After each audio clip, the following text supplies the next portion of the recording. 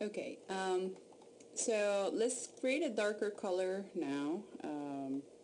Let's say that one, done.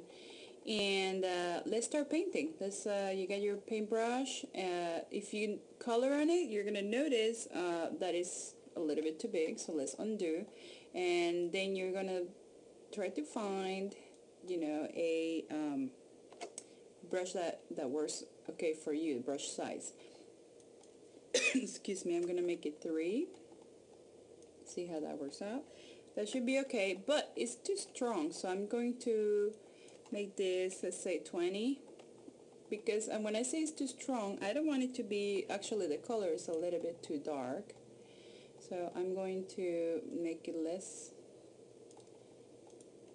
dark. Okay, that's a little better.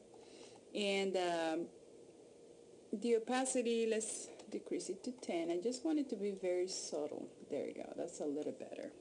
Okay, and on the size, let's make it a 4. And this is, I'm just testing it to see how it looks.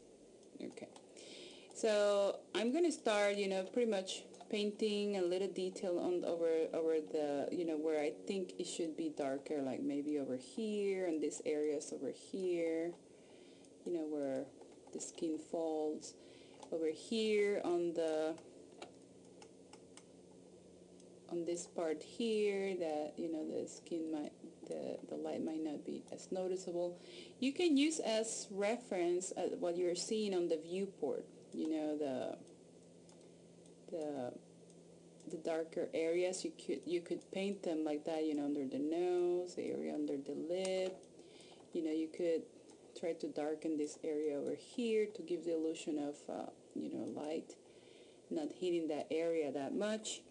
And as you continue, you can use the mirror option right there if you want to do it on both sides at the same time, to save time. Let's say you want to do it this way. Like, let me show you here. You see that it's working on both sides at the same time, so that's a time-saving tool.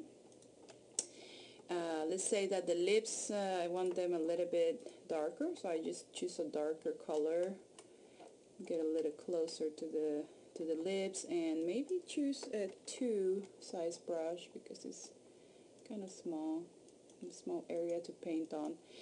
And notice that I am selecting the opacity is the strength is very low, because what I want to do is, let me show you here, when I go once, see what happens there. I just make a little mark, and then when I go twice over the same, or 3 times, 4 times, it starts getting darker and more noticeable.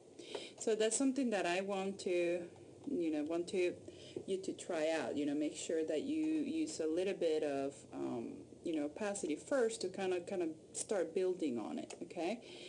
As you notice, we have now a diffuse paint layer, which is, we're going to see how that works, but as you continue working on your character, you can give as much or as little detail. If you want to, draw the nipple on the character, you can do that. Some students have done that too. And, just give a little bit of variation. So use the references that I posted in the classroom, the examples. Notice how some people, when you look at them, they have been exposed to the sun, and they have a little highlight of red maybe on the cheeks or so, something in this area over here. They have been, that looks very noticeable. Oh, because we were working with the strength high, right? So notice how some people, have a little bit of, red, more noticeable, darker or lighter skin, So once you finish that, simply go to save your scene. So go File, Save Scene As. I'm going to put it on the desktop, and I'm going to make a folder there called Mudbox Character Paint. Okay, I'm going to create that folder, say open, and I'm going to name my file CG Guy and save. So now I'm going to go find that folder